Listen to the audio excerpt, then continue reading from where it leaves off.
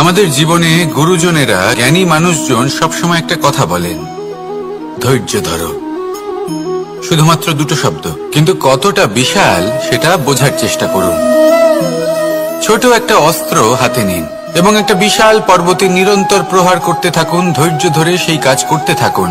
এমন একদিন আসবে, এই বিশাল পর্বতে আপনি একটা পথ তৈরি করবেন। কোনো ধনুর্ধর যখন নিজের বিদ্যা অর্জন করেন, তখন তাকেও ধৈর্য ধরতে হয়, তার নিজেকে সময় দিতে হয়, তবেই সে ধনুর্বিদ্যা শিখতে পারে। সেইভাবে আমাদের জীবনেও ধৈর্য ধরার খুব প্রয়োজন। পরিবারে ধৈর্য রাখতে পারলে তাহলে আস্তে আস্তে দেখবেন প্রেম বৃদ্ধি পাচ্ছে। সমাজে যদি ধৈর্য রাখতে পারেন, তাহলে আস্তে আস্তে এই সমাজ আপনাকে সম্মান করবে। যদি নিজের জীবনে ধৈর্য রাখতে পারেন, তাহলে নিজে থেকেই আত্মবিশ্বাস বাড়বে, নিজের বিকাশ হবে। জীবনে সবই সম্ভব যদি ধৈর্য রাখতে পারেন। হয়তো আস্তে আস্তে হবে, কিন্তু হবে অবশ্যই। শুধু ধৈর্য রাখুন, কারণ ধৈর্যই সবথেকে বড় পুঁজি। আসুন আর আমার সাথে ভালোবেসে বলুন, রাধা রাধা। আমাদের জীবনে যখনই আমরা কোনো বড় দায়িত্বের সম্মুখীন হই, তখন আমরা তার থেকে দূরে পালাই, আর এই অজুহাত দিই যে না না, এত বেশি ভার বহন করার যোগ্যতা আমার নেই, আমি করতেই পারবো না। দেখুন, এই সংসারে ভিন্ন ভিন্ন ধরনের গাছ আছে, ছোট গাছ, বড় গাছ, কিন্তু বটগাছের মতো বড় এবং নিবিড় গাছ আর একটাও নেই। সে নিঃস্বার্থভাবে এই সংসারকে সেবা করে যায়, ছায়া প্রদান করে, শীতলতা প্রদান করে। আর যখন এমন সময় আসে যখন তার ওপর বোঝা অত্যন্ত বেড়ে যায়, সে কিন্তু কোনোভাবেই ভেঙে পড়ে না। তখন সে নিজের নিঃস্বার্থ কর্মের ফল লাভ করে, সেই নিঃস্বার্থ কর্ম যা সে করেছে। তার দেহ থেকে ছোট ছোট ঝুড়ি বার হয় এবং তা কাণ্ডের আকার ধারণ করে। সেই কাণ্ড মাটির কাছে পৌঁছয় এবং তারপর তা বটগাছের সহায়ক হয়ে ওঠে। সে ভেঙে পড়ে যায় না। এইভাবে আপনিও জীবনে নিঃস্বার্থভাবে সবার সেবা করুন, ভালোবাসুন, সবাইকে সাহায্য করুন।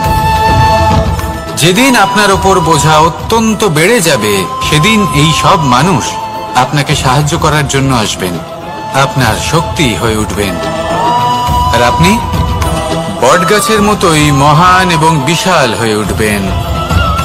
আসুন আর আমার সাথে ভালোবেসে বলুন, রাধা রাধা। একটা শব্দ আছে, পরিস্থিতি। অনেক মানুষের মুখে আমরা এই শব্দ শুনি। জীবনে যখন অসফল হই, দুঃখ আসে, সংকট আসে, কোনো বিপদ ঘনিয়ে আসে, তখন সমস্ত দোষ আমরা পরিস্থিতির ওপর চাপিয়ে দিই। আর দেখতে গেলে কোথাও না কোথাও ঠিকই করি।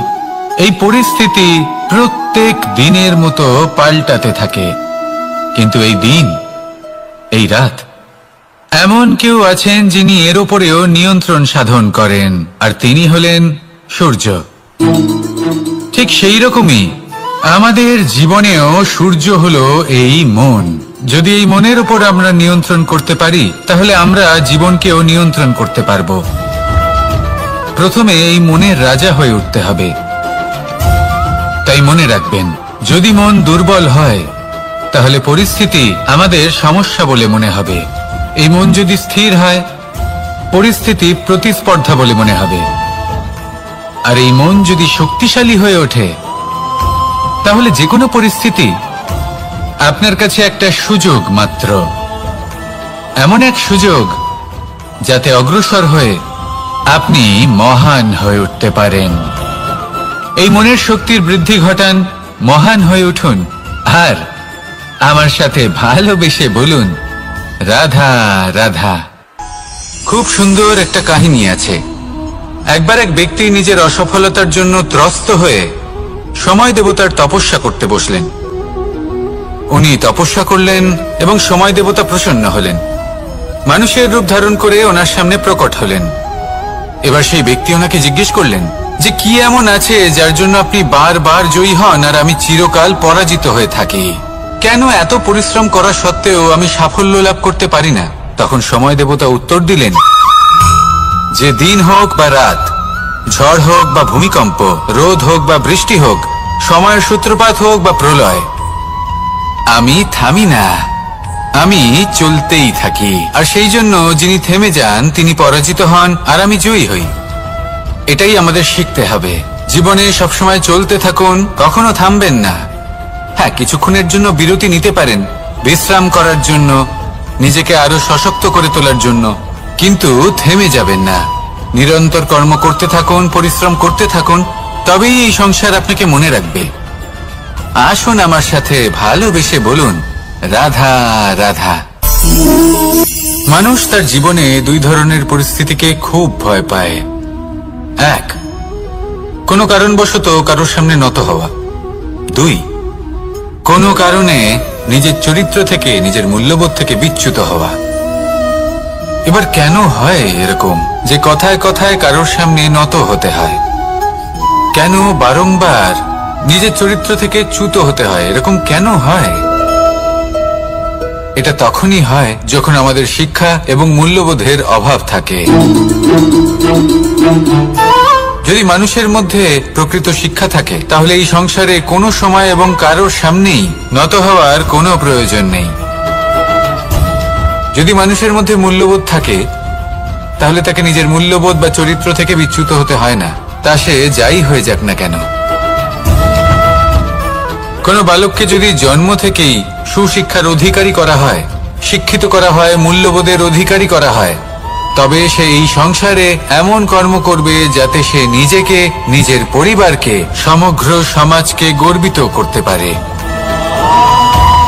শিক্ষা লাভ করুন, মূল্যবোধ লাভ করুন এবং আমার সাথে ভালোবেসে বলুন, রাধা রাধা।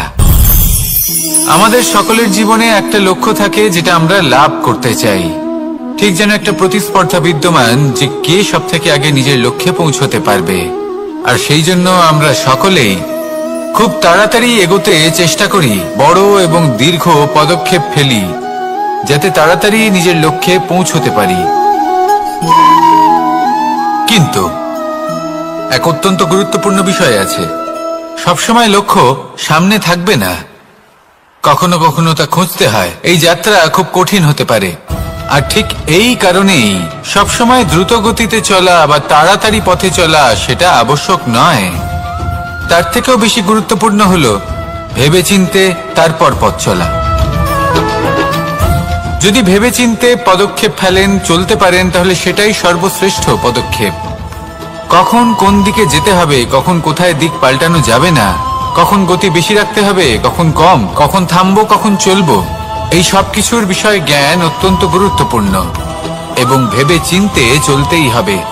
সেই জন্য শুধু তীব্র গতিতে সামনে এগোলে চলবে না, ভাবনা চিন্তা করে এগোতে হবে। আসুন আমার সাথে ভালোবেসে বলুন, রাধা রাধা। পায়েস হলো আমার বিশেষ প্রিয়। এর মধুর স্বাদ মনকে প্রফুল্ল করে তোলে। ছোটবেলায় মা আমার জন্য পায়েস বানাতেন এবং আমাকে বলতেন যে গরম থাকতে থাকতে খেয়ে নে কানাই, ঠান্ডা হয়ে গেলে ভালো লাগবে না। কিন্তু আমিও দুষ্টু ছিলাম, ঠান্ডা হওয়া পর্যন্ত অপেক্ষা করতাম। আর ঠান্ডা হয়ে যাওয়ার পরে মার কাছে যেতাম আর ওনাকে বলতাম যে মা, পায়েস তো ঠান্ডা হয়ে গেছে, এটা গরম করে দিন।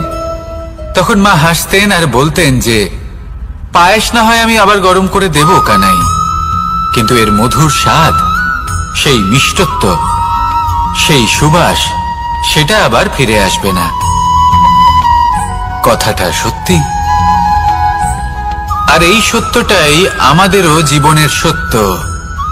আমাদের জীবনের মধুর সম্পর্কগুলি, এতে যখন কটুভাব প্রবেশ করে তখন সেই মিষ্টত্ব ফিরিয়ে আনা প্রায় অসম্ভব ব্যাপার হয়ে যায়।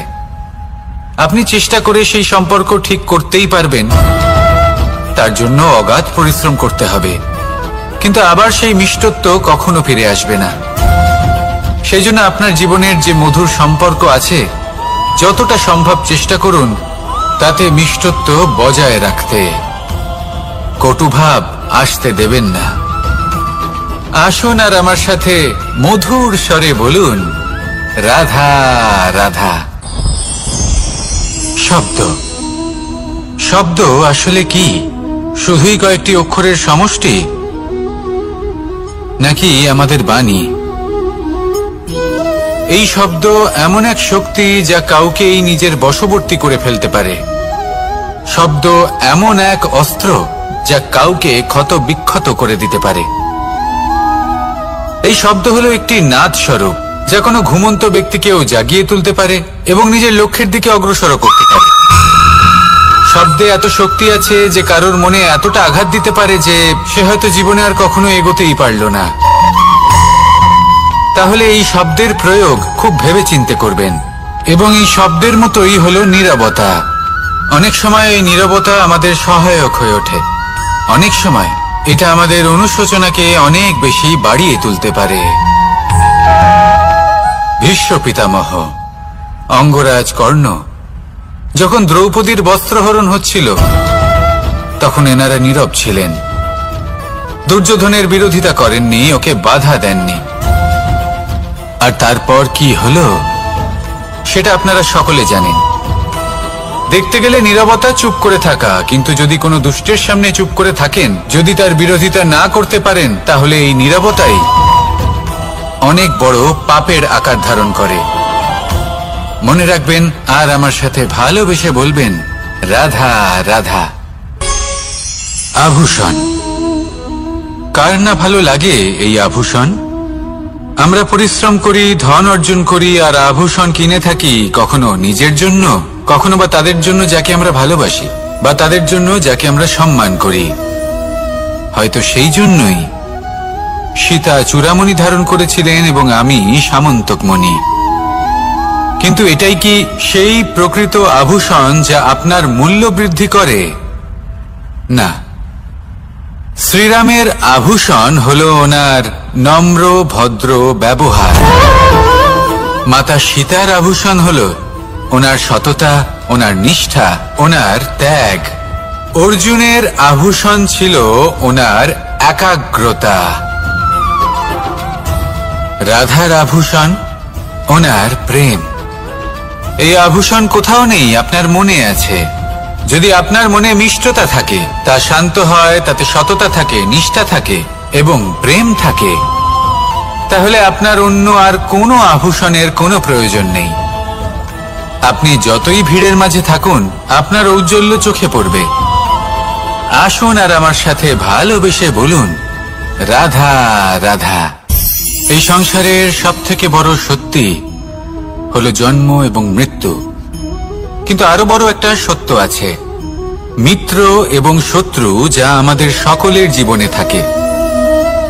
মিত্র সে যে আমাদের সঙ্গ দেয় এবং সংসারের সবথেকে উঁচু শিখরে আমাদের নিয়ে যায়, এবং শত্রু সে যে যে কোনো মুহূর্তে যে কোনো শিখর থেকে আমাদের নিচে ফেলে দিতে পারে।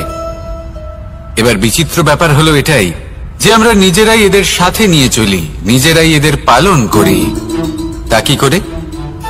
প্রথমে বুঝুন এই মিত্র এবং শত্রু কারা। আপনার নিজের মন, আর কেউ নয়। এই মনই হলো মিত্র যখন তাতে ভারসাম্য বজায় থাকে, তা নিয়ন্ত্রিত থাকে, তা পবিত্র হয়। কিন্তু যদি এই মন অনিয়ন্ত্রিত হয়ে পড়ে, যদি আপনাকে সে নিয়ন্ত্রণ করতে শুরু করে, তখন সেই আপনার সবথেকে বড় শত্রু হয়। সেই জন্য এই মনের ওপর নিয়ন্ত্রণ রাখতে শিখুন, এতে ভারসাম্য বজায় রাখতে শিখুন। তাহলে আপনি এমন এক বন্ধুকে পাবেন যে আপনাকে এই সংসারের শিখরে পৌঁছে দেবে। আসুন আমার সাথে ভালোবেসে বলুন, রাধা রাধা। ঈশ্বর আসলে কে? সংসারের বেশিরভাগ মানুষের কাছে ঈশ্বর হলেন এই সংসারের রচয়িতা, পালনকর্তা। কারোর কাছে উনি জ্ঞাতা, কারোর কাছে উনি হলেন আস্থার প্রতীক, আবার কারোর জন্য শুধুমাত্র অন্ধ বিশ্বাস। কিন্তু এই ঈশ্বর কি কোনো শরীর, নাকি একটা বোধ, নাকি শুধুই শ্রদ্ধা? ঈশ্বর হলেন তিনি যিনি হলেন আপনার ইষ্ট। সেই জন্যই তো গুরু, মাতা, পিতা এনাদেরও ঈশ্বরই বলা হয়েছে। যাদেরকে আমরা ঈশ্বর বলে মনে করি, যারা আমাদের ইষ্ট, তারা আমাদের একটি পথ দেখান, একটি দিকে চালিত করেন। সেই পথে চলে আপনি শুভ কর্ম করতে পারেন, আর যখন কোনো ব্যক্তি তার ঈশ্বরের আদেশ পালন করেন তখন সে নিজে থেকেই শুভ পথে অগ্রসর হয়ে যান। বেশ কয়েকজন মানুষ ঈশ্বরের ওপর আস্থা রাখেন এবং ভাবেন যে অনুচিত কোনো কাজ করা উচিত নয়, ঈশ্বর দেখছেন। ওনারা ভয় পান যে কোনো অনুচিত কর্ম করলে কে জানে তার পরিণাম কি হবে। এমন অনেক ব্যক্তি রয়েছেন যারা ঈশ্বরকে বিশ্বাস করেন এবং জানেন যে ঈশ্বর তাদেরকে দেখছেন, তাই যে যে শুভ কর্ম ওনারা করেছেন তার ফল তারা অবশ্যই পাবেন। এবার আপনি ভয় পেয়ে ঈশ্বরকে বিশ্বাস করবেন নাকি বিশ্বাসের দ্বারা ঈশ্বরকে বিশ্বাস করবেন, সেই সিদ্ধান্ত আপনারই। কিন্তু হ্যাঁ, যদি আপনার মনে ঈশ্বরের জন্য কোনো স্থান থাকে, যদি আপনার কোনো ইষ্ট থাকেন, যদি আপনি কাউকে ঈশ্বর মনে করেন যার প্রত্যেক আদেশ আপনি পালন করে থাকেন, তাহলে বলি ঈশ্বর কখনো আপনাকে অনুচিত পথে চালিত করবেন না। আসুন আমার সাথে ভালোবেসে বলুন, রাধা রাধা। এই সংসারে ভিন্ন ভিন্ন ধরনের গাছ আছে, অসংখ্য ধরনের প্রজাতি আছে। কিছু গাছ পাতা দিয়ে থাকে, কিছু ফুল, কিছু ফল। কেউ ছায়া প্রদান করে, কেউ শীতলতা প্রদান করে, কেউ নিজেকে খুব কষ্ট দিয়ে এই সংসারের বিকাশে সহায়ক হয়ে ওঠে। কিন্তু এই সবার মধ্যে একটা বিষয় কিন্তু সমান, এরা প্রত্যেকেই পাতা ছাড়া, ফুল ছাড়া, ফল ছাড়া জীবিত থাকতেই পারে, কিন্তু কোনো বৃক্ষই শিকড় ছাড়া বেঁচে থাকতেই পারে না। এটাই হলো রাধার। ঠিক সেইভাবেই আমাদের জীবনে শক্তি হোক, ধন হোক বা সাফল্য হোক, আমাদের বা আমাদের পরিবারের প্রসন্নতাই হোক, এই সব কিছুর আধার হলো, সবকিছুর মূল হলো পরিশ্রম। তাই জীবনে চিরকাল পরিশ্রম করতে থাকুন। যদি আপনি জীবনে মহান হবার পথে অগ্রসর হতে চান, তাহলে পরিশ্রম করুন। এই পরিশ্রম দ্বারাই নিজের পরিবারকে প্রসন্ন করুন, নিজের বন্ধুদের প্রসন্ন করুন, এই সমাজকে গর্বিত করুন। আসুন আমার সাথে ভালোবেসে বলুন, রাধা রাধা। কখনো কোনো বাগানের কোনো বৃক্ষকে দেখেছেন যেখানে সুগন্ধি ফুল থাকে, রসালো ফল থাকে? তখন মন প্রফুল্ল হয়ে ওঠে, মন থেকে সেই বৃক্ষের প্রতি ভালোবাসা জন্মায়। কিন্তু যিনি বাগানের মালিক, শুধুমাত্র তিনিই জানেন যে কিভাবে এই বৃক্ষকে আগলে রাখতে হয়, কিভাবে তার পরিচর্যা করলে এতে সুন্দর সুগন্ধি ফুল হবে, রসালো ফল হবে। কখনো কখনো প্রয়োজনের থেকে বেশি রোদ পেলে এই বৃক্ষগুলি শুকিয়ে যায়, প্রয়োজনের থেকে কম রোদ পেলেও এই বৃক্ষ কিন্তু শুকিয়ে যায়। প্রয়োজনের থেকে কম জল যদি পায়, এই বৃক্ষ শুকিয়ে যেতে পারে। প্রয়োজনের থেকে অতিরিক্ত জল যদি পায়, তখনও এই বৃক্ষের শিকড়গুলি নষ্ট হয়ে যেতে পারে। এবার এটাই কিন্তু আমাদের সংসারের সাথেও হয়। আমাদের সংসারের সকল প্রতিভাশালী ব্যক্তি, যেমন লেখক, বিচারক, প্রবক্তা, যোদ্ধা, এদের সবার ক্ষেত্রে এই কথাটাই প্রযোজ্য। যদি বেশি প্রশংসা করা হয়, তাহলেও এরা হারিয়ে যাবেন। প্রয়োজনের থেকে বেশি যদি নিন্দা করা হয়, তখনও তারা নত হয়ে পড়বেন। তাহলে আপনি এদের রক্ষা করুন এবং নিজেদেরও। মনে রাখবেন একটা কথা, জেনে রাখুন কখন কোন নিন্দায় আপনি লজ্জিত হবেন না, আর কখন কোন প্রশংসার দ্বারা নিজের মধ্যে অহংবোধ জাগ্রত করবেন না।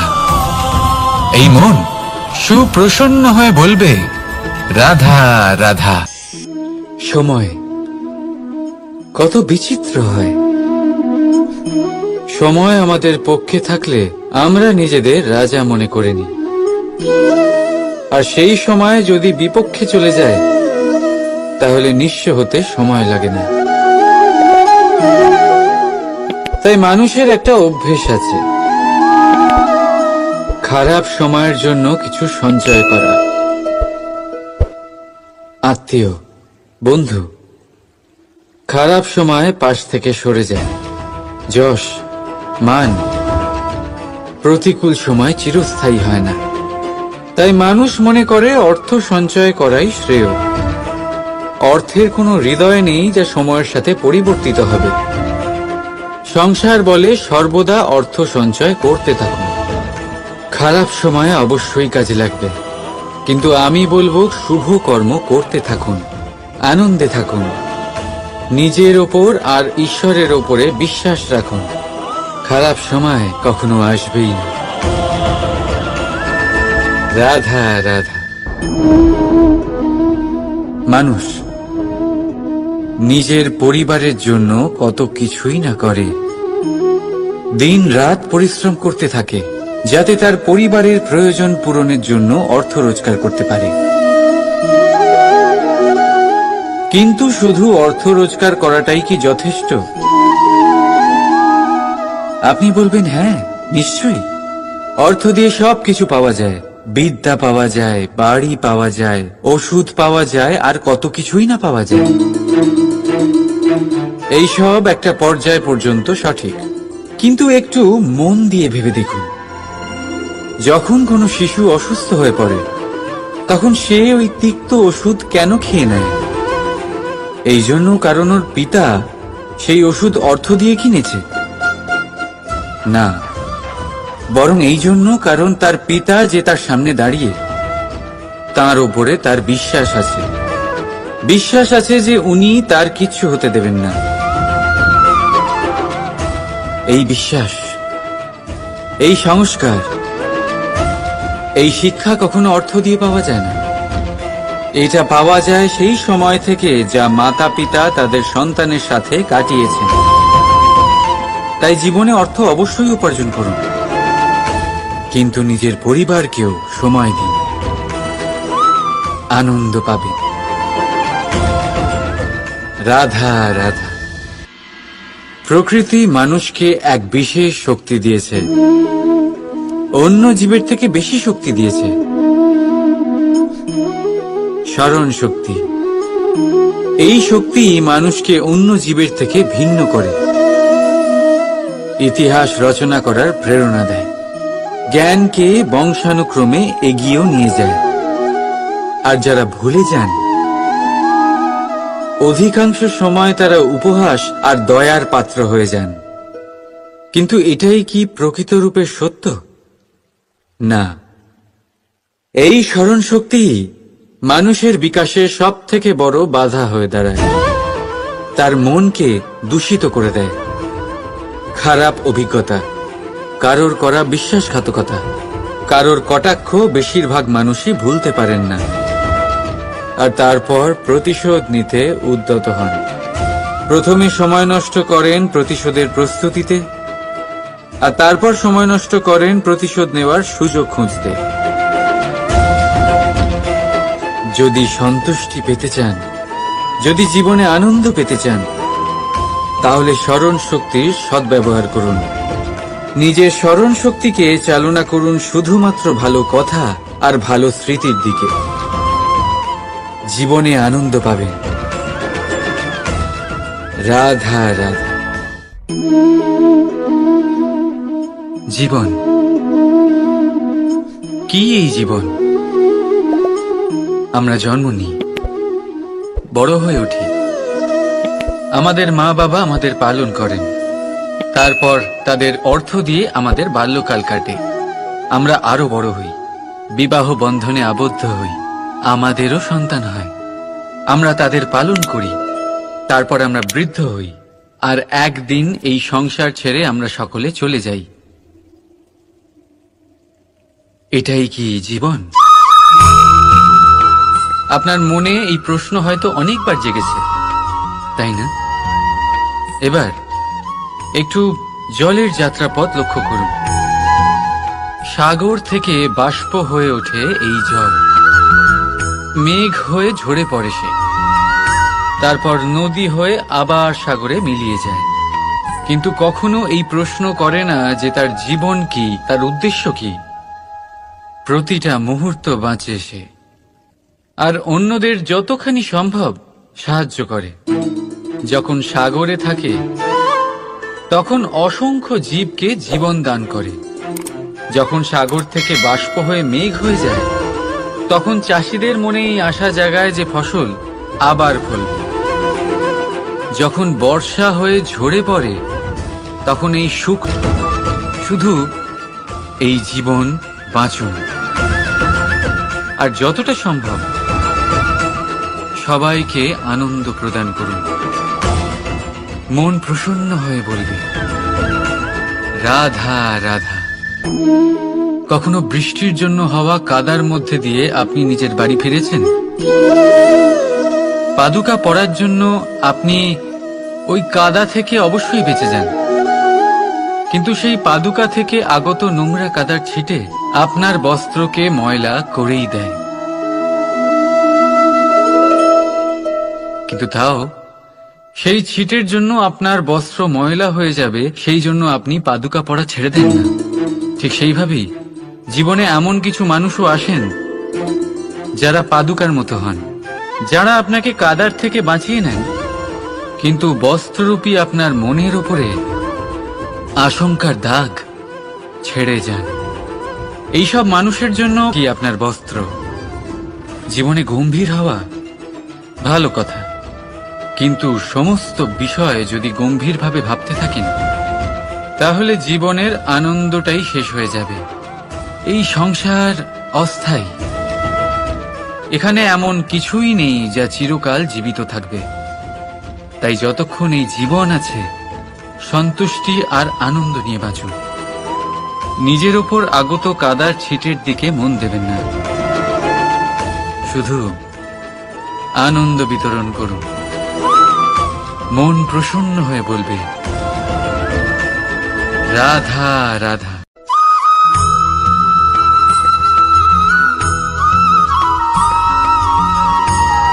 কখনো কখনো আমরা খুব ব্যথিত হয়ে পড়ি। আমরা নিজেদের পরিবারের জন্য এত কিছু করি আর তারা আমাদের দেখলেই ভয়ভীত হয়ে পড়ে, আমাদের দেখলে বিরক্ত হয়। কখনো নিজেদের সন্তানকে বিকাশের পথে অগ্রসর করার জন্য আমরা তাদের উপর একটু জোর দিই যাতে তারা পরিশ্রম করে, কিন্তু সেই সন্তান আমাদের উপর বিরক্ত হয়ে পড়ে। কখনো সন্তানকে সঠিক শিক্ষা দেওয়ার জন্য আমরা তাদের কিছু সীমা নির্ধারিত করি, তখন সেই সন্তানের চোখে নিজেদের জন্য আমরা ঘৃণা দেখতে পাই। মানুষ কেন ব্যথিত হবে না?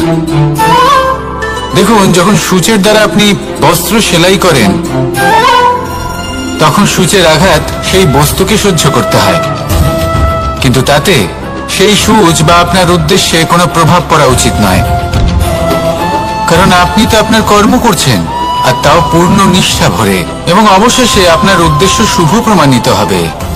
তাই কেউ বিরক্ত হচ্ছে বলে বা কারোর চোখে নিজের প্রতি ঘৃণা দেখার ভয় কখনো পিছিয়ে যাবেন না। কষ্ট না করে বিকাশ সম্ভব নয়। কর্ম করতে থাকুন, সবকিছু শুভ হবে।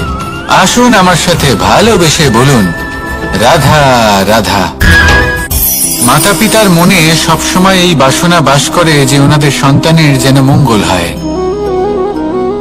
নিজের সন্তানকে সেই সবকিছু দেওয়ার সবসময় চেষ্টা করতে থাকেন যেগুলো তারা নিজেরা নিজেদের জীবনে কখনো পেতে পারেননি, এবং এই প্রক্রিয়ায় সবথেকে গুরুত্বপূর্ণ বিষয়টি ভুলে যান, নিজের সন্তানকে সেই জিনিস দেওয়া যেটা উনি সবথেকে আগে পেয়েছেন। আমি ধনের কথা বলছি না, আমি বলতে চাইছি নিজের অভিজ্ঞতা দ্বারা ওনারা যে মানসিক স্থিতি লাভ করেছেন,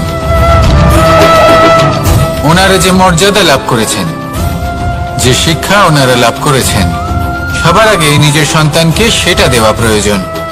সেটা যদি নিজের সন্তানকে দিতে পারেন তাহলে এই সন্তান জীবনে তার পথে এগোতেও পারবে, ধন অর্জন করতে পারবে এবং শক্তিশালী অনুভবও করতে পারবে। সেই জন্য সন্তানকে সবার আগে সেটা দান করুন যেটা সব থেকে বেশি মূল্যবান। সেটা দিন যেটা আপনি সবার আগে লাভ করেছেন। আসুন আমার সাথে ভালোবেসে বলুন রাধা রাধা। ধন, সম্পদ, ঐশ্বর্য, মানুষ হয় নিজের সৌভাগ্যের দ্বারা এগুলো লাভ করে থাকেন বা কর্মের দ্বারা। সৌভাগ্য আসলে কি? গ্রহের দশা যা প্রত্যেক মুহূর্তে বদলাতে থাকে। কর্মের মাধ্যমে যখন আপনি ধন অর্জন করেন তখন সেই ধন আপনার আগামী প্রজন্ম লাভ করে। সেটা হয় সে ভোগ করে বা তার জন্য তার ভোগান্তি হয়, আর এটা নির্ভর করছে আপনার কর্মের ওপরে। কি কর্ম করেছেন আপনি সেই ধনকে লাভ করার জন্য? যদি আপনি সৎ পথে চলেন নিষ্ঠা ভরে আপনি কর্ম করে থাকেন এবং তার ফলে আপনি ধন অর্জন করে থাকেন, তাহলে আপনার আগামী প্রজন্ম সেটা ভোগ করবে, সেটা প্রয়োগ করবে নিজের বিকাশের জন্য। কিন্তু যদি আপনি কুকর্ম করে থাকেন, কোন রকম ছলনা করে থাকেন এই ধন লাভ করার জন্য, তাহলে 100% আপনার আগামী প্রজন্মকে এর জন্য ভুগতেই হবে। তাহলে আপনি কি চাইবেন, যে আপনার আগামী প্রজন্ম সুখ ভোগ করবে নাকি আপনার কুকর্মের পরিণাম ভোগ করবে? নির্বাচন আপনারই। আসুন আমার সাথে ভালোবেসে বলুন, রাধা রাধা। কর্ণ, সূর্যপুত্র কর্ণ, স্বয়ং সূর্যের পুত্র, দেবী কুন্তীর প্রথম পুত্র। সেই কর্ণ যার একটি বাণ আমার রথকে, সেই রথ যার উপর মহাবলী অর্জুন বিরাজমান ছিলেন, যার পতাকায় স্বয়ং হনুমান ছিলেন, সেই রথকে তার একটি বাণ ধসিয়ে দিতে পেরেছিল। দৈব কবচ কুণ্ডলধারী কর্ণ, সেই কর্ণ যুদ্ধক্ষেত্রে নিজের সমাপ্তির সম্মুখীন হলেন। কারণ কি ছিল? নির্বাচন। দুর্যোধনের সাথে বন্ধুত্ব রাখার জন্য, তার অনুচিত কর্মে কোনোদিন কোনো প্রতিবাদ করেননি, তাকে সঙ্গ দিয়েছেন এই নির্বাচন। যখন দ্রৌপদীর বস্ত্রহরণ হচ্ছিল, তখন তাকে বাধা দেওয়ার বদলে নীরব থাকার নির্বাচন, তার বিরোধিতা কখনো না করার নির্বাচন। এই নির্বাচনই কারণ হয়ে দাঁড়ালো কর্ণের পতনে।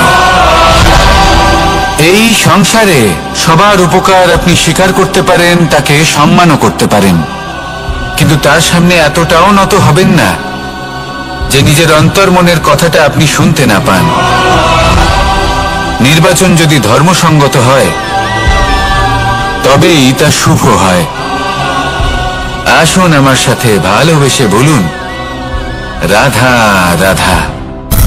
ভীষ্ম, একটা মহান নাম, দেবী গঙ্গার সুপুত্র। স্বয়ং বৃহস্পতি এবং পরশুরাম ছিলেন ওনার শিক্ষাগুরু। অত্যন্ত মহান যোদ্ধা ছিলেন, কিন্তু এই মহান যোদ্ধা ইনি ইতিহাসে আজ পর্যন্ত সেই সম্মান পেলেন না যার উনি যোগ্য ছিলেন। কারণ নির্বাচন। রাজ সিংহাসনের সেবা করার প্রতিজ্ঞা নিয়েছিলেন উনি। এবার রাজ সিংহাসনে যেই বসুক না কেন, তার সেবা করা, তার প্রত্যেক আদেশ পালন করা, এটাই ছিল ওনার প্রতিজ্ঞা। তা সেই ব্যক্তি উচিত হোক বা অনুচিত, সে উচিত পথে চলুক বা অনুচিত পথে চলুক, সুপাত্র হোক বা কুপাত্র, উনি তার সেবা করতে থাকলেন, তার প্রত্যেক আদেশ পালন করতে থাকলেন, নিজের প্রতিজ্ঞা পালন করতে থাকলেন। ধৃতরাষ্ট্র নেত্রহীন অবশ্যই ছিলেন, কিন্তু এতটাও নেত্রহীন ছিলেন না যে উনি প্রজাদের চোখের জল, ধর্ম অধর্ম দেখতে পাবেন না। উনি সব বুঝতে পারতেন। আর এদিকে ভীষ্ম নিজে প্রতিজ্ঞাবদ্ধ হয়েছিলেন। দুর্যোধন অনুচিত পথে চালিত হচ্ছিল, তাও উনি তাকে সঙ্গ দিতে থাকলেন।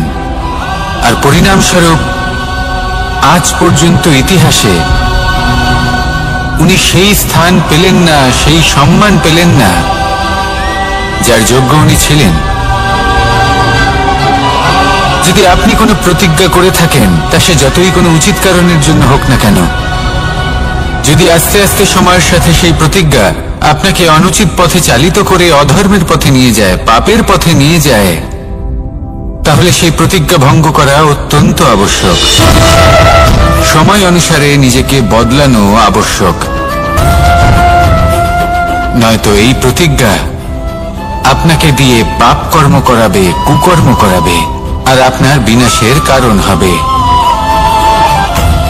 আসুন আমার সাথে ভালোবেসে বলুন, রাধা রাধা। অশ্বত্থামার মৃত্যু হল। কেউ জানে না সে মানুষ নাকি হাতি। এই বাক্য কে বলেছিলেন? সাক্ষাৎ ধর্মরাজ যুধিষ্ঠির। সেই যুধিষ্ঠির যিনি নিজের জীবনে কখনো মিথ্যে বলেননি, কিন্তু উনি এমন কিছু নির্বাচন করেছিলেন যার জন্য চিরকাল শুধুই মহারাজ যুধিষ্ঠির হয়ে থেকে গেলেন, কখনো অভিমন্যুর সমান হতে পারলেন না। যখন দ্রুত ক্রীড়ার আমন্ত্রণ এসেছিল তখন মহারাজ যুধিষ্ঠির সেটা অস্বীকার করতেই পারতেন, কিন্তু করলেন না। অহংকারের জন্য সেই আমন্ত্রণ গ্রহণ করলেন উনি, এবং অহংকারের জন্য করা এই নির্বাচন ওনাকে সাধারণ করে রেখে দিল। নিজের গুরু দ্রোণাচার্যকে পরাজিত করার জন্য একটি মিথ্যে কথা বলেছিলেন। অশ্বত্থামা মারা পড়েছে, আর তারপর গ্লানিমাখা কণ্ঠে ধীরস্বরে বলেছিলেন, জানি না সে মানুষ না হাতি, কিন্তু অর্ধসত্য হোক বা সত্য লুকোনো হোক, তা হল মিথ্যের সমান, এবং প্রত্যেকটি কর্মের ফল মানুষ অবশ্যই ভোগ করে। এই নির্বাচনের কারণে যুধিষ্ঠিরকেও নরকবাস করতে হয়েছিল। তাই নিজের কর্ম শ্রেষ্ঠ করে তুলুন, কারণ এটাই সুনিশ্চিত করবে যে আপনি এই সংসার থেকে বিদায় নেওয়ার পরেও জীবিত থাকবেন নাকি নয়। আসুন আমার সাথে ভালোবেসে বলুন, রাধা রাধা। মহাভারতে অনেক যোদ্ধারা অংশগ্রহণ করেছিলেন। সবাই ছিলেন শ্রেষ্ঠ কুলের। কেউ কেউ ছিলেন বড় বড় রাজ্যের রাজা, কেউ কেউ ছিলেন দেবতার পুত্র। এনারা সবাই অংশ নিয়েছিলেন। এনারা সবাই শ্রেষ্ঠ কুলের, প্রত্যেকে ভালো পরিবেশ পেয়েছেন। কিন্তু সেখানে অন্যদিকে ছিল বারবারিক, অসুরপুত্র বারবারিক। এবং এই অসুরপুত্র বারবারিকই এই সময় দাঁড়িয়ে ভগবান রূপে স্থাপিত হয়ে আছেন। পুজো করা হয় তাকে। কারণটা কি? নির্বাচন। বারবারিক একটি দ্বন্দ্বের মধ্যে ছিলেন, ঠিক যেমন প্রত্যেক যোদ্ধার জীবনে দ্বন্দ্ব এসে থাকে। তখন সে কি নির্বাচন করবে সেটা হলো অত্যন্ত গুরুত্বপূর্ণ। বারবারিকের কাছে এত শক্তি ছিল যে একটি মাত্র বাণ প্রয়োগ করে সবাইকে নাশ করতে পারত। দ্বন্দ্ব ছিল একটাই, যে ও নির্বাচন করতেই পারছিল না কোন পক্ষ হয়ে যুদ্ধ করবে। ওর নির্বাচন ছিল এটাই যে ও কোনো পক্ষের হয়েই যুদ্ধ করবে না, বরং নিজের মস্তক সে দান করবে। আর এই কর্মের কারণে, এই নির্বাচনের কারণে আজকের সময়ে দাঁড়িয়ে ওকে ঘাটুশ্যাম রূপে পুজো করা হয়। মনে রাখবেন, শুধু আপনার ব্যক্তিত্ব গুরুত্বপূর্ণ নয়, আপনি কোথা থেকে আসছেন, কোন কুলে আপনার জন্ম, শুধুমাত্র সেটা গুরুত্বপূর্ণ নয়। সব থেকে বেশি গুরুত্বপূর্ণ হলো আপনার কর্ম, আপনার নির্বাচন। আসুন আমার সাথে ভালোবেসে বলুন, রাধা রাধা। যখন আমরা মৌন থাকি তখন আমরা কতটা শক্তি ব্যয় করি, বিন্দুমাত্র নয়। সেখানেই যখন আমরা রুষ্ট হই তখন আমরা কতটা শক্তি ব্যয় করি। আমাদের রক্ত গরম হয়ে ওঠে, চোখ থেকে যেন অগ্নি বর্ষা হয়, আমরা চিৎকার করতে থাকি, জোরে কথা বলি, কখনো কখনো আমরা অনুচিত কর্ম করে বসি। সবকিছুই ক্রোধের বশে করি। এবার এই ক্রোধকে মৌনতায় পরিণত করতে হবে। এই কাজটা চোখে দেখা যায় না, এই কাজ সরল নয়, এই কাজ হলো অত্যন্ত কঠিন, এবং এই কাজই শ্রেষ্ঠ। সেই ব্যক্তি শক্তিশালী নন যিনি কথায় কথায় ক্রুদ্ধ হয়ে যান, কথায় কথায় যিনি আক্রমণ করেন। আজ্ঞে না, সব থেকে বেশি শক্তিশালী ব্যক্তি হলেন তিনি যিনি নিজের ক্রোধকে মৌনতায় পরিবর্তন করতে পারেন, যিনি শান্ত মনে পরিস্থিতিকে বোঝেন, তার আকলন করেন, আর তারপর বিবেকের দ্বারা সিদ্ধান্ত নেন। তিনি হলেন সব থেকে শক্তিশালী ব্যক্তি। তাহলে সেই ব্যক্তি হয়ে উঠুন আর আমার সাথে ভালোবেসে বলুন, রাধা রাধা। জীবনে যখন আমরা কোনো পরিস্থিতির সম্মুখীন হই তখন আমাদের সামনে দুটো পথ থাকে। তাদের মধ্যে কোনো একটা নির্বাচন আমাদের করে নিতে হবে, এই মনে করে নিতে হবে। নির্বাচন এই সংসারের সব থেকে গুরুত্বপূর্ণ বিষয়। একটা নির্বাচন আপনার বর্তমান বদলে দিতে পারে, আপনার ভবিষ্যৎ বদলাতে পারে, আগামী প্রজন্মের জন্য ইতিহাস রচনা করতে পারে। একটা নির্বাচন। এবার দেখুন, যে পরিস্থিতি আপনার সামনে আছে আপনাকে সেই পরিস্থিতির সম্মুখীন হতেই হবে, সেই কষ্ট সহ্য করতেই হবে, সেই মতোই কাজ করতে হবে। শুধু এই বিষয়টা নির্বাচন করতে হবে যে এই পরিস্থিতির সম্মুখীন হওয়ার সময় আমি কি দুর্বল হয়ে থাকব নাকি আমি শক্তিশালী হয়ে থাকব। এই নির্বাচন এই মনের মধ্যে করতে হবে। আর এই নির্বাচন হলো সবথেকে বেশি গুরুত্বপূর্ণ নির্বাচন।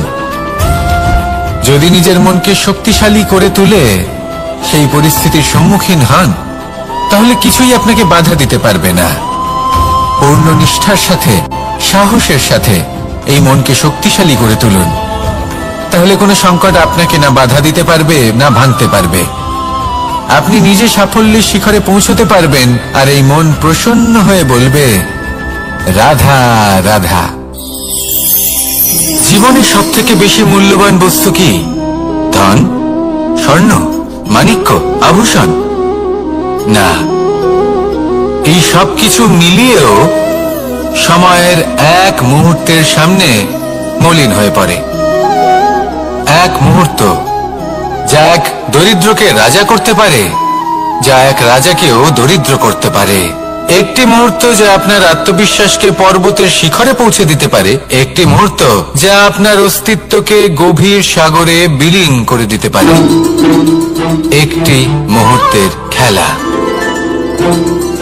সব সময় জীবনে সেই ব্যক্তিকে সম্মান করুন, শ্রদ্ধা করুন, যিনি আপনার জন্য সময় বের করে থাকেন।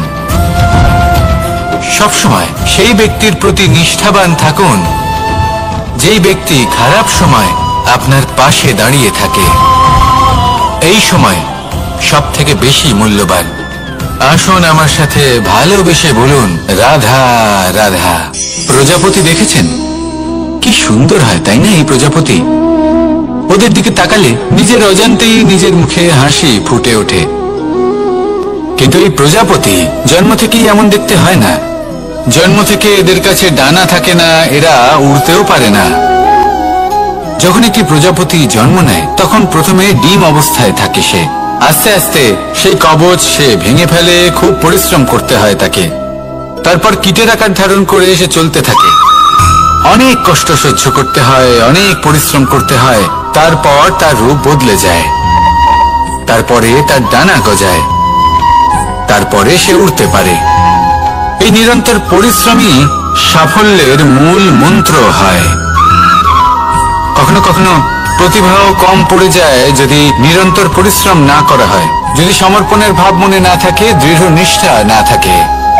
আর কখনো কখনো সেই ব্যক্তি যার মধ্যে বিশেষ প্রতিভা থাকে না, সেই ব্যক্তি নিরন্তর পরিশ্রম করে, নিজের মনে সমর্পণের বোধ জাগিয়ে তোলে, দৃঢ় নিষ্ঠার সাথে কর্ম করে আর সাফল্য লাভ করে। সেই জন্য আপনি জীবনে যেখানেই পৌঁছে যান না কেন, নিরন্তর পরিশ্রম করতে থাকুন। তবেই আপনার ভবিষ্যৎ রঙিন প্রজাপতির মতন গগনচুম্বী হবে। তবেই এই সংসার আপনাকে দেখবে এবং নিজের অজান্তেই এই সংসার নিজের মুখে হাসি ফুটিয়ে তুলবে এবং এই সংসার আমার সাথে ভালোবেসে বলবে, রাধা রাধা। পুরাণে আমরা দেখেছি যে মাতা পিতা কতটা মহান হতে পারেন। কিভাবে শ্রী গণেশ নিজের মাতা পিতাকে পরিক্রমণ করলেন এবং পরম পূজনীয় হয়ে উঠলেন। কিভাবে ভক্ত শ্রবণ নিজের অন্ধ মাতা পিতাকে তীর্থযাত্রায় নিয়ে যাবেন বলে নিজের কাঁধে ওনাদের বসালেন এবং বয়ে নিয়ে গেলেন। এরকম অনেক অমূল্য শিক্ষা আমরা লাভ করে থাকি পুরাণ থেকে। কিন্তু এসব কথা হলো পুরাণের কথা। কথা বলা যাক আমাদের জীবন নিয়ে। আমাদের এই জীবনে আমাদের মাতা পিতা কেন আমাদের কাছে এতটা অমূল্য? কেন আমরা ওনাদের এতটা ভালোবাসি? কেন আমরা ওনাদের এত সম্মান করি? আর কেনই বা ওনাদের এতটা সম্মান করা উচিত? মমতার কারণে। মায়ের মনের এক ধরনের মমতা, পিতারও এক ধরনের মমতা। এই দুইয়ের মমতা ভিন্ন, কিন্তু এনাদের দুজনের মমতার কেন্দ্রবিন্দু হলো এনাদের সন্তান। মাতা মমতার কারণে সকালে তাড়াতাড়ি উঠে পড়েন, খাবার তৈরি করেন, এটা ভাবেন যে আমার সন্তান যেন অভুক্ত না থাকে। অন্যদিকে পিতা ইচ্ছে না থাকা সত্ত্বেও নিজের মমতাবোধের কারণে নিজের সন্তানের প্রতি কঠোর হন, তাকে জ্ঞান প্রদান করেন, শিক্ষা প্রদান করেন, কারণ উনি চান যে ওনার সন্তান যেন পরবর্তীতে উন্নতি করে, কখনো অভুক্ত না থাকে। এটাই হলো মমতা মাতা পিতার। আর এই মমতা সংসারের অন্য কোথাও আপনি পাবেন না। তাই সবসময় নিজের মাতা পিতাকে সম্মান করুন, ওনাদের ভালোবাসুন, যতটা ইচ্ছে ভালোবাসুন। আর এই ভালোবাসার সাথেই বলুন রাধা রাধা। সম্পর্ক হলো আমাদের জীবনের একটি আধার। কিছু সম্পর্ক এমন যা আমরা জন্মসূত্রে লাভ করি, যেমন পরিবার, মা বাবা। কিছু সম্পর্ক আছে যা আমরা জীবনে অর্জন করে থাকি, তা সে প্রেমের হোক, স্নেহের হোক বা বন্ধুত্বের। এই সকল সম্পর্ক লাভ করার বা গড়ে তোলার 5টি ধাপ রয়েছে। প্রথম ধাপ, কোনো ব্যক্তির সাথে আলাপ হওয়া, তার সাথে কথা বলা বা তাকে দেখা। দ্বিতীয় ধাপ, সে ব্যক্তিকে আমাদের ভালো লাগা। তৃতীয় ধাপ, আমাদের এটা চাইতে শুরু করা যে জীবনে এই ব্যক্তি যেন আমাদের বন্ধু হন, আমাদের জীবনে থাকেন, বা আমাদের কাউকে ভালোবেসে ফেলা। আর এটা আমাদের ভাবা বা চাওয়া যে সেই ব্যক্তি যেন আজীবন আমার সাথে থাকেন, আমার জীবনে আমার সাথী হয়ে। চতুর্থ ধাপ, লাভ করা। এবার এই ধাপটি অনেক মানুষের পক্ষেই খুবই সরল হয়, বড়ই সরলভাবে নিজেদের সঙ্গীকে লাভ করে থাকেন। কিছু মানুষের জন্য এই ধাপ অত্যন্ত কঠিন হয়ে থাকে। অনেক প্রতিকূল পরিস্থিতির উপর জয়লাভ করে তারা সঙ্গীকে লাভ করেন, কিন্তু লাভ অবশ্যই করেন। এরপরে আসে পঞ্চম, অন্তিম এবং সবথেকে গুরুত্বপূর্ণ ধাপ। সেটা হলো সেই সম্পর্ক পালন করা। এটা হলো এমন এক বিষয় যা প্রত্যেক মানুষের শেখা উচিত। যদি ব্যক্তি নিজের জীবনে সম্পর্ক রক্ষা করতে শিখে যান, তবে প্রত্যেক সম্পর্ক তার জীবনকে স্বর্গ করে তুলবে। আসুন আর আমার সাথে ভালোবেসে বলুন রাধা রাধা।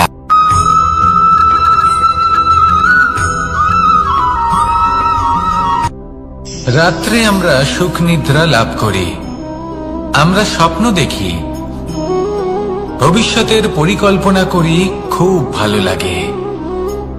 সকালে যখন চোখ খুলি, নিদ্রা ভঙ্গ হয়, স্বপ্ন সেইখানেই ভেঙে যায়। আর তারপর আমরা আমাদের রোজকার জীবন যাপন করি।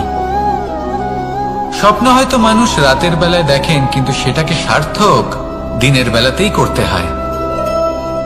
রাতে মধুর বাতাসের নিচে কোমল শয্যায় শুয়ে মাতার গলায় মিষ্টি গান শুনতে শুনতে নিদ্রায় আচ্ছন্ন হওয়া, স্বপ্ন দেখা, ভবিষ্যতের পরিকল্পনা করা বড়ই সরল। কিন্তু সকালবেলায় সময় মতো উঠে সূর্যের তাপ সহ্য করে, সেই উষ্ণতা সহ্য করে সর্বাঙ্গ ঘেমে গিয়ে নিজের পথ খুঁজে বের করা, সেই পথে অগ্রসর হওয়া, বাধা বিপত্তি এসবের সম্মুখীন হওয়া, আর তারপর লক্ষ্য লাভ করা, এগুলো কঠিন কাজ। এ হলো অত্যন্ত কঠিন কাজ। যদি আপনি চান যে স্বপ্ন আপনি দেখেছেন তা সত্যি হোক, তাহলে দিনের বেলায় আপনাকে বেরিয়ে কর্ম করতেই হবে, পরিশ্রম করতেই হবে। মনের এই চক্ষু দিয়ে স্বপ্ন দেখা সম্ভব, কিন্তু যদি আপনি বুঝতে পারেন যে এই স্বপ্নই হলো আপনার লক্ষ্য, তাহলে তাকে সার্থক করতে শুধুমাত্র পরিশ্রম দ্বারাই করতে হবে। তাহলে পরিশ্রম করুন আর আমার সাথে ভালোবেসে বলুন রাধা রাধা।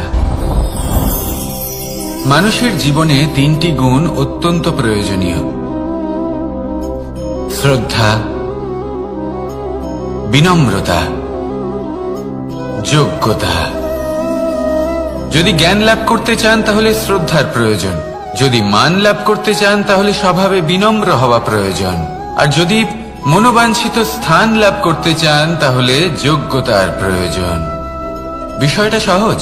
শ্রদ্ধা আপনাকে জ্ঞান দেবে, নম্রতা আপনাকে মান, আর যোগ্যতা উচিত স্থান দেবে। কিন্তু যদি আপনি এই 3টি গুণ সম্মিলিত করেন, তাহলে এমন কিছু লাভ করবেন যা এই সব কিছুর থেকে অনেক ঊর্ধ্বে। সম্মান, আর এ হলো সেই সম্মান যা প্রত্যেক মানুষের নিজের জীবনে লাভ করতে চেষ্টা করা উচিত। কারণ এই হলো সেই সম্মান যার কারণে আপনি চলে যাওয়ার পরেও এই সংসার আপনাকে ভালোবাসবে আর মনে রাখবে। আসুন আমার সাথে ভালোবেসে বলুন, রাধা রাধা। আকাঙ্ক্ষা কখন লোভে পরিণত হয়ে যায় তা কেউ বলতে পারে না। এবার তার পরিণাম কি হতে পারে তাও আমরা কেউ জানি না। আজ আমি আপনাকে বলছি, কোনো ব্যক্তি সব থেকে বেশি ক্ষতির সম্মুখীন তখনই হয় যখন সে এটা মনে করে যে সে সব থেকে বেশি সুরক্ষিত স্থানে রয়েছে। সে ভাবে যে সে সেখানে সুরক্ষিত রয়েছে। সে তখন অসাবধান হয়ে পড়ে, আর তখনই তাকে জীবনের সব থেকে বড় ক্ষতির সম্মুখীন হতে হয়। নিঃস্ব হয়ে যাওয়ার পরিস্থিতি কোনো মানুষের জীবনে তখনই আসে যখন তার কাছে প্রচুর সম্পত্তি থাকে এবং সে তার থেকেও অনেক বেশি সম্পত্তি অর্জন করতে চায়। সেই অনেক বেশি সম্পত্তি অর্জন করার চেষ্টায় সে এমন কিছু করে বসে যার ফলে তাকে সমস্ত সম্পত্তি হারাতে হতে পারে।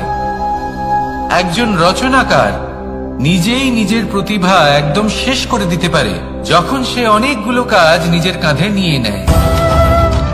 একটা গুরুত্বপূর্ণ কথা সবসময় মনে রাখবেন, আজ আপনি যেখানেই থাকুন না কেন, যেমনই যে কোনো স্থানেই থাকুন না কেন, এর পেছনে আপনার আকাঙ্ক্ষার একটা বিশাল ভূমিকা রয়েছে। কিন্তু মনে রাখবেন, আপনাকে শিখতে হবে যে কখন আর কিভাবে নিজের উচ্চাকাঙ্ক্ষাগুলিকে লাগাম পরাতে হবে, কারণ এটা অত্যন্ত আবশ্যক। তাই আসুন আর আমার সাথে ভালোবেসে বলুন, রাধা রাধা। অনেক সময় আমরা জীবনে অনেক মানুষকে এমন বলতে শুনে থাকি যে আমি অসফল হয়েছি কারণ আমার সময় ভালো যাচ্ছিল না। আমি এই জিনিসটা লাভ করতে চাইছিলাম কিন্তু করতে পারলাম না কারণ আমার সময়টা ভালো যাচ্ছিল না। আমি আমার জীবনে ওই মহান কাজটা করতে চাইছিলাম কিন্তু করতে পারলাম না। কেন? কারণ আমার সময়টা ভালো যাচ্ছিল না। কিন্তু যে মুহূর্তে ভালো সময় আমার জীবনে আসবে আমি সব কিছু প্রাপ্ত করব। এমন প্রায় প্রত্যেকেই বলেন। আসুন একটা কথা বোঝা যাক। একজন মালিকে দেখুন, সে প্রত্যেক দিন গাছের সেবা করে, তাকে জল দেয়, তার যত্ন আত্তি করে। কেন? প্রত্যেক দিন সেই গাছ ফল দেয় না। সঠিক সময় এলে তবেই সেই গাছ ফল দেয়, কিন্তু প্রত্যেক দিন মালি তার সেবা করে, তাকে যত্ন করে। শুধুমাত্র তখন করে না যখন সেই গাছ ফল দিতে সক্ষম। আর যদি মালি গাছের যত্ন প্রতিদিন না করে তাহলে হয়তো সেই গাছ ফল দিতেই পারবে না। এটাই হলো আমাদের জন্য একটা শিক্ষা। যখন সময় আমাদের জন্য অপেক্ষা করে না তখন আপনি সময়ের জন্য কেন অপেক্ষা করছেন? ভালো সময়ের জন্য অপেক্ষা করবেন না। ভালো এবং শুভ কর্ম দ্বারা ভালো সময়কে নিজের কাছে টেনে আনুন। নিরন্তর কর্ম করুন, পরিশ্রম করতে থাকুন। শুভ সময় আপনা থেকেই আপনার কাছে আসবে। আসুন আমার সাথে ভালোবেসে বলুন, রাধা রাধা। মানুষের এই সংসারে জীবনযাপন করার জন্য কিছু জিনিসের প্রয়োজন পড়ে।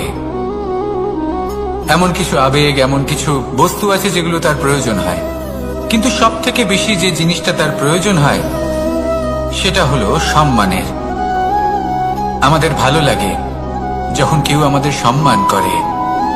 আমরা কাউকে সম্মান করলে তারও সেটা ভালো লাগে।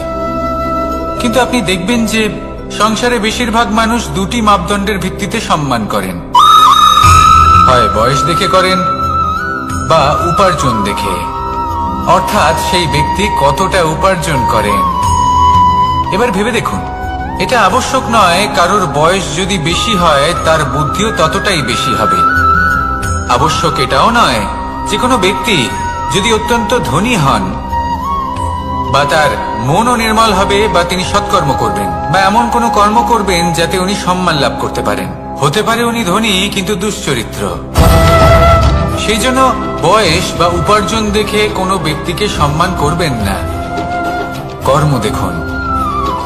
যদি গভীরভাবে ভেবে দেখেন তাহলে দেখবেন যদি কোনো মানুষ কোনো সৎকর্ম করেন তাহলে তার প্রতি হৃদয় থেকে সম্মান জাগ্রত হয়। এটাই হলো সেই সম্মান যা অর্জন করতে হবে। বয়স আজ আছে, কাল আরো বৃদ্ধি পাবে। উপার্জন আজ আছে, কাল সেটা কমে যেতেও পারে। কিন্তু যদি আপনি নিরন্তর শুভকর্ম করতে থাকেন তাহলে আপনি মৃত্যুর পরেও অমর হয়ে থাকবেন। আসুন আমার সাথে ভালোবেসে বলুন, রাধা রাধা। পাপ এবং পুণ্য, এই দুই হলো সংসারের এমন দুই বিন্দু যাকে কেন্দ্র করে এই সংসারের চক্র ঘুরতে থাকে। আমরা যদি কোনো কর্ম বিচার করি, হয় পুণ্য নয় পাপের দৃষ্টিভঙ্গি দিয়ে, এটা হয় পুণ্য না হলে পাপ। কিন্তু এই পাপ এবং পুণ্য এই দুই নির্ভর করে প্রত্যেক মানুষের ওপর, তার চিন্তাধারা, তার পরিস্থিতির ওপর। ধরুন এমন একজন মানুষ যিনি অনেক দিন ধরে বনে পথ হারিয়েছেন, অনেক দিন হয়তো উনি কোনো খাবার খাননি। এবার এমন পরিস্থিতি চলে এসছে যে এবার যদি উনি খাবার না খান তাহলে হয়তো জীবিতই থাকবেন না। আর এমন অবস্থায় ওনার সামনে যদি কোনো প্রাণী আসে তাহলে তাকে শিকার করা, এটা কিন্তু তার কাছে পাপ নয়, এটা তো জীবিত থাকার একমাত্র উপায়। এটা তার কাছে পুণ্য সম। আর যদি আমি এমন একজন ব্যক্তির কথা বলি যিনি সরল, যিনি একটি সুখী, শান্ত, সুরক্ষিত জীবনযাপন করছেন, তার কাছে কিন্তু এটা পাপ। এইরকমই এই সংসারে ভিন্ন ভিন্ন পরিভাষা আছে পাপ এবং পুণ্যের।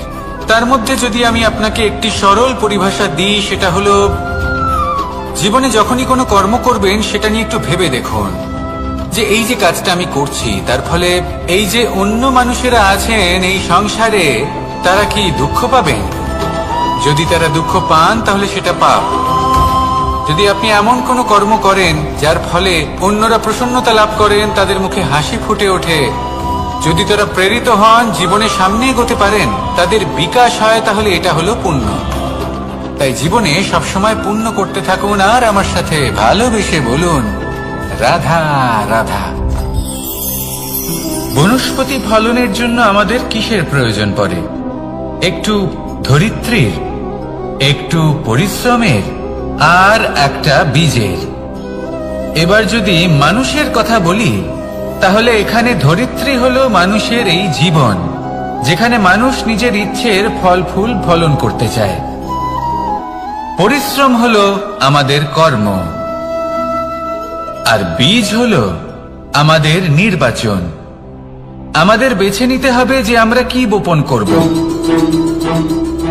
আম নাকি ফণি মনসা। এর মধ্যে আমরা কি পেতে চাই? রসালো ফলের ফলন চাই নাকি কাঁটার ফলন চাই, তা আমাদের উপর নির্ভরশীল। কিন্তু একটা কথা ঠিক, লক্ষ্য যেমনই হোক না কেন, জীবন যেমনই হোক না কেন, যদি আপনি লক্ষ্যের দিকে এগোতে থাকেন তাহলে কর্মের সাথে খামখেয়ালি আচরণ করতে পারবেন না। যদি আপনি এমন করেন তাহলে এটা আপনাকে একটা অনুচিত লক্ষ্যে পৌঁছে দেবে, সেটা কিন্তু নিশ্চিত।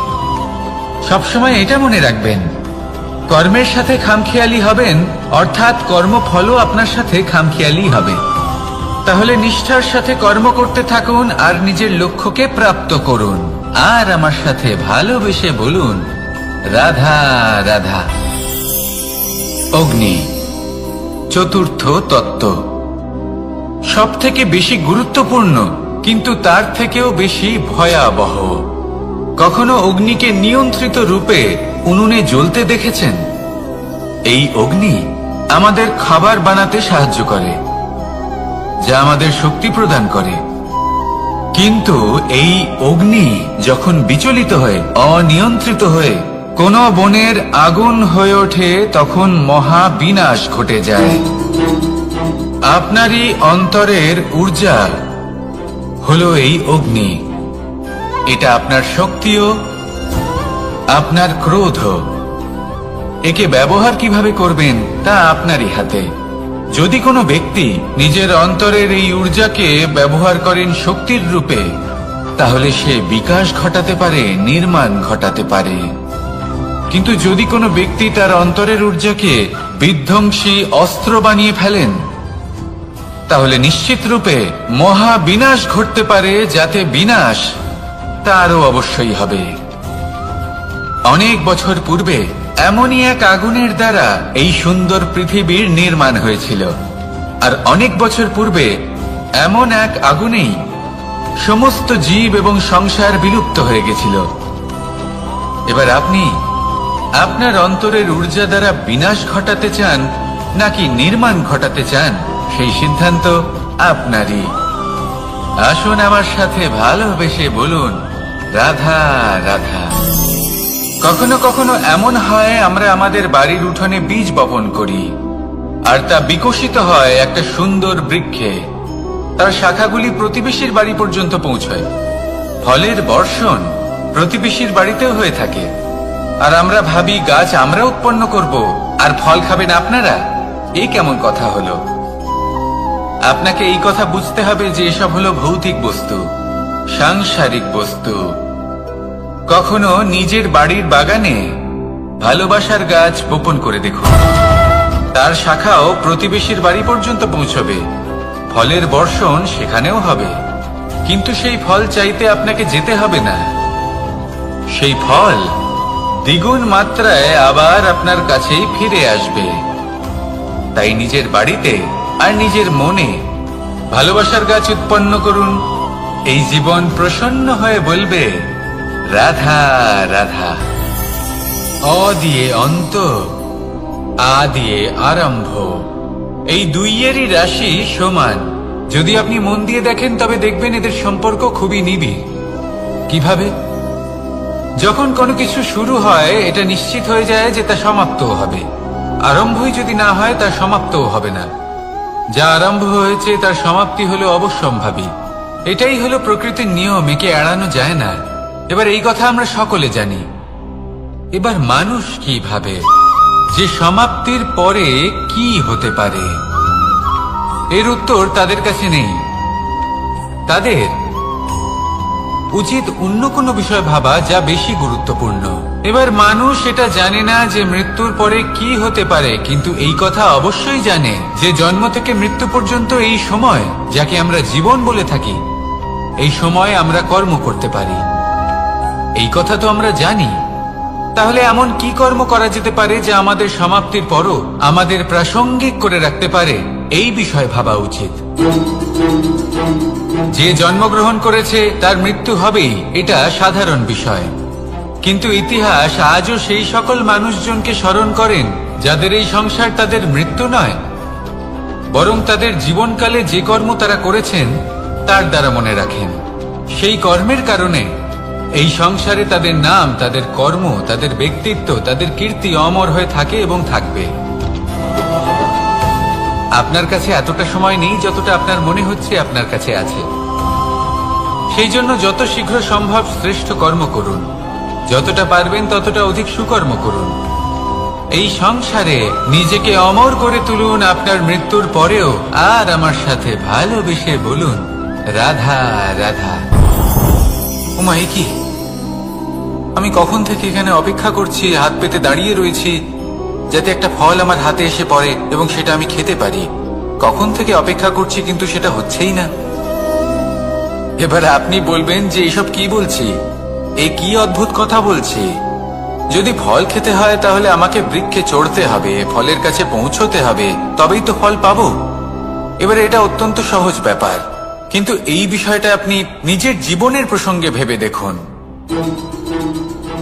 লক্ষ্য কোথায় আছে আপনি জানেন, সেই লক্ষ্যে পৌঁছানোর পথ কি সেটাও আপনি জানেন, সেই পথে চলার ক্ষমতাও আপনার রয়েছে, কিন্তু তাও আপনি নিজের লক্ষ্য লাভ করতে পারছেন না। কেন? কারণ আপনি অপেক্ষা করছেন যে লক্ষ্য আপনার সামনে চলে আসবে, কিন্তু তা হয় না। লক্ষ্য সে যাই হোক না কেন, ধন হোক, প্রেম হোক, কোনো সম্মান হোক বা মোক্ষ হোক, যদি আপনি তার দিকে অগ্রসর না হন তাহলে ফল প্রাপ্তি অসম্ভব ব্যাপার, তা কোনোদিনই হবে না। সেই জন্য আপনার চোখের সামনে আপনি যদি নিজের লক্ষ্যকে দেখতে পান তাহলে উঠুন এবং সেই দিকে অগ্রসর হতে শুরু করুন। নিজের অন্তরের সকল অশুভ গুণ দূর করুন, অলসতা ত্যাগ করুন, অজ্ঞানতা ত্যাগ করে দিন এবং চলতে থাকুন। অবশ্যই মনোবাঞ্ছিত ফল লাভ করতে পারবেন। মনে রাখবেন, চলতে থাকলে তবেই লক্ষ্য প্রাপ্তি হবে। অপেক্ষার দ্বারা শুধুমাত্র মৃত্যু লাভ হবে। আসুন আমার সাথে ভালোবেসে বলুন, রাধা রাধা। পাখি কখন জন্ম নেয়, কখন উড়তে শেখে, কখন বাসা বানাতে শেখে, কখন নিজের মৃত্যু লাভ করে, এসব আমাদের মধ্যে কেউ জানি না। কিন্তু পাখি একটা কথা খুব ভালো করে জানে, যে এই সংসারে ও যা কিছুই করুক না কেন, এই সংসারে ওকে নিয়ে কিচ্ছু যায় আসে না। এবার আমরা কি করি?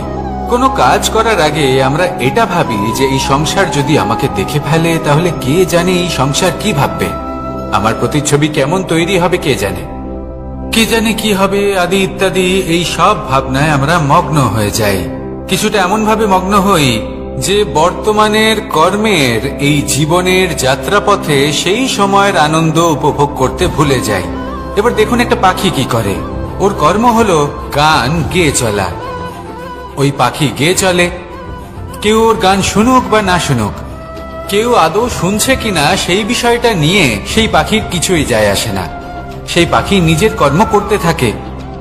হয়তো সেই জন্যই আপনি কখনো কোনো পাখিকে কাঁদতে দেখবেন না। এরকমই আপনাকে নিজেকে গড়ে তুলতে হবে। প্রথমে নিজেকে জিজ্ঞেস করুন, এই যে কর্ম আমি করতে চলেছি সেটা কি উচিত? যদি আপনার মনে হয় সেটা উচিত, তাহলে সেটা প্রমাণ করুন। এটা ভাববেন না যে এই সংসার কি ভাববে। আসুন আর আমার সাথে ভালোবেসে বলুন, রাধা। বনের মধ্যে যদি আপনি কোনো বিষাক্ত সাপ দেখেন, তাহলে কি করবেন? আপনি তখনই তার থেকে দূরে পালাতে চেষ্টা করবেন। আর এটা কেন করবেন? নিজের রক্ষার্থে। এই কথা আমি নয় মেনে নিলাম, কিন্তু নিজের জীবনে এটা করেন না কেন? আপনি যেখানেই যান, যে স্থানেই যান না কেন, প্রত্যেক সময় প্রত্যেক মুহূর্তে এমন বিষাক্ত সাপ আপনি অবশ্যই খুঁজে পাবেন। আর সেই সাপ নয় যাদের আপনি বনে খুঁজে পাবেন, এরা হলো সেই সাপ যা আপনাকে পাপ করতে বাধ্য করবে। আপনার অন্তরের বাসনা, ক্রোধ, অহংকার, লোভ, ঈর্ষা এদের বৃদ্ধি ঘটাবে। দেখুন, বনের এই সাপ আপনাকে একবার ছেড়ে দিতেও পারে, ছোবল নাও মারতে পারে, কিন্তু এই যে পাপরূপী সাপ আছে তা অবশ্যই ছোবল মারবে। কর্ম যদি করেন তাহলে অবশ্যই ফল পাবেন। সেই জন্য যখনই কোথাও যাবেন, যদি এমন কাউকে দেখেন, যদি এমন কিছু দেখেন যে আপনাকে পাপ করতে বাধ্য করছে, তাহলে সেই মুহূর্তে সেখান থেকে পালিয়ে যান। যেমন বনের সাপ দেখে আপনি পালাতে থাকেন। সৎকর্মের রক্ষা অত্যন্ত আবশ্যক। আসুন আর আমার সাথে ভালোবেসে বলুন, রাধা রাধা। যদি কোনো সিংহ বানরের মতো গাছে চড়তে চেষ্টা করে, তাহলে কি হবে? একটা মাছ যদি মাটিতে হাঁটতে চেষ্টা করে, তাহলে কি হবে? তারা বিফলই হবে। কিন্তু এরকম কেন হয়? তার কারণ হলো প্রকৃতির রচনা কিছুটা এরকম। এখানে প্রত্যেকটি ব্যক্তিকে, প্রত্যেকটি প্রাণীকে আলাদা আলাদা গুণের অধিকারী করা হয়েছে এবং সকলকে একটা সীমাও প্রদান করা হয়েছে। এবার এই যে বৃক্ষ, পশু, পাখি, এদের মধ্যে সেই ক্ষমতাই নেই যে এরা নিজেদের যাচাই করতে পারবে, নিজেদের সীমাগুলো বুঝতে পারবে, নিজেদের সদ্গুণগুলো চিনতে পারবে। এরা সেটা করতে পারবে না। কিন্তু মানুষ তো আলাদা। মানুষের কাছে সেই বিশেষ শক্তি আছে যে তারা পূর্ণরূপে নিজেদের যাচাই করতে পারবে, নিজেকে পূর্ণরূপে বুঝতে পারবে, নিজের দোষ, নিজের অপগুণ, নিজের সদ্গুণ, নিজেদের সীমাগুলো তারা বুঝতে পারবে। আর এটা অত্যন্ত গুরুত্বপূর্ণ। কথায় আছে যে যদি সাফল্য লাভ করতে হয় তাহলে নিজেকে যাচাই করে নিতে হবে। তাই নিজেকে যাচাই করুন, নিজের সাথে পরিচিত হয়ে যান এবং জীবনে কর্ম করতে থাকুন। সাফল্যের শিখরে অবশ্যই পৌঁছে যাবেন। আর ওখানে যদি যান তাহলে এই মন প্রসন্ন হয়ে অবশ্যই বলবে, রাধা রাধা। অন্ধকারাচ্ছন্ন রাত্রি যদি এসে থাকে, তাহলে আলোকিত প্রকাশ নিয়ে সূর্যও অবশ্যই আসে। রোগ যদি এসে থাকে তাহলে তার ওষুধও অবশ্যই আসে। সমস্যা যদি আসে তাহলে সেই সমস্যার সমাধানও নিজে থেকেই আমাদের কাছে চলেই আসে। এই সংসার, এই জীবনের শুধুমাত্র একটাই নিয়ম আছে, আর তা হলো এটাই, এই সংসার হলো একটা চক্রের মতো। এতে শাশ্বত বলে কিছু নেই, নিত্য বলে কিছু নেই। আর যা কিছুই রয়েছে সব বদলাতে চলেছে। যদি আপনার জীবনে দুঃখ থাকে, সমস্যা থাকে, যদি আপনি বিপদ দ্বারা আচ্ছন্ন, তাহলে মনে রাখবেন সবকিছু বদলে যেতে চলেছে। দুঃখের সময় কাঁদবেন না, মনকে আরো দুঃখী করে তুলবেন না, কারণ এখানে যা কিছুই এসেছে তা যাওয়ার জন্যই এসেছে। তাহলে এত চিন্তা কিসের? আনন্দ সহকারে জীবন যাপন করুন, আর আমার সাথে ভালোবেসে বলুন, রাধা রাধা। রাত্রিবেলায় যখন আলোকিত জোনাকিদের দেখেন তখন মন প্রসন্ন হয়ে ওঠে। এদের দেখতে খুবই সুন্দর লাগে। আর এমন ঠিক কেন হয়? প্রথম হলো এটাই যে রাতের বেলায় চতুর্দিক অন্ধকারাচ্ছন্ন থাকে। এমত অবস্থায় যদি আমরা কোথাও একটু প্রকাশ দেখি তাহলে সেটাই আশার কিরণের ন্যায় মনে হয়। সেই প্রকাশই আমাদের মন প্রসন্ন করে তোলে। আর সেই জন্য যে সকল মানুষ রাতের বেলায় কোনো জোনাকি দেখতে পান তারা প্রসন্ন হয়ে যান। এবার কখনো কখনো জীবনে আমাদের মনে হয় যে চতুর্দিকে শুধুমাত্র অন্ধকারই হয়ে আছে। প্রত্যেকেরই তা কখনো মনে হয়। আর তখনই আমাদের নিরাশ হলে চলবে না, আমাদের দুঃখী হলে চলবে না। সেই সময় আমাদের খুঁজতে হবে নিজেদের আশেপাশে, চতুর্দিকে আর কোথাও না কোথাও আমরা প্রকাশ অবশ্যই দেখতে পাবো, আশার একটা কিরণ অবশ্যই দেখতে পাবো। কেউ এমন একটা কর্ম করেন যেটা দেখে আমরা প্রেরিত হয়ে যাই। আর এমন কোন কর্ম যদি আপনারা করেন